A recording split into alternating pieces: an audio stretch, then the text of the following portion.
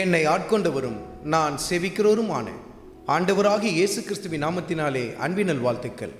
கிறிஸ்து இயேசுவுக்குள் மிகவும் பிரியமான அன்பு சகோதர சகோதரிகளே, ஆண்டவர் இயேசு கிறிஸ்துவோடு கூட தனிப்பட்ட முறையில் உங்கள் நேரத்தை செலவழிக்க கற்றுக்கொள்ளுங்கள். தனிப்பட்ட முறையில் அமர்ந்து வேதத்தை வாசியுங்கள், தியானியுங்கள், ஜெபியுங்கள். கூடி வந்து கர்த்தரை ஆராதிக்கிறீர்கள், கூடி வந்து கர்த்தரை மகிமைப்படுத்துகிறீர்கள், நல்லதுதான்.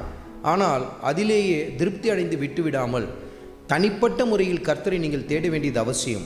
அப்படி தேடும்பொழுது என்ன நடைபெறும் தெரியுமா?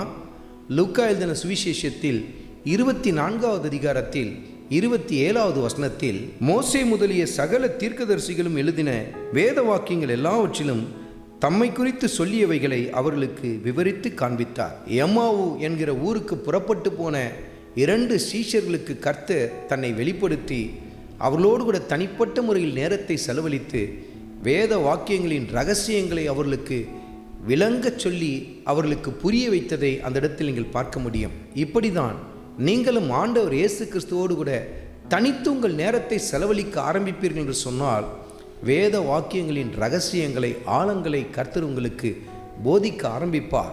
அப்பொழுது உங்கள் உள்ளம் கொழுந்துவிட்டு எரிய ஆரம்பிக்கும், மனக்கண்கள் பிரகாசிக்க ஆரம்பிக்கும். பாருங்கள் அருமையான மகனே, அருமையான மகளே, இன்றைக்கே ஒரு தீர்மானத்தை எடு. அதிகாலை வேளையில் ஆண்டவர் இயேசு கிறிஸ்துவின் பாதத்திலே தரித்திருப்பேன் என்று சொல்லி ஒரு உறுதியான தீர்மானத்தை எடுங்கள். கர்த்தர் உங்கள் வாழ்க்கையிலே மகிமைப்படுவார். ஆண்டவராகிய இயேசு கிறிஸ்துவின் கிருபை உங்கள் அனைவரோடும் கூட இருப்பதாக. ஆமென்.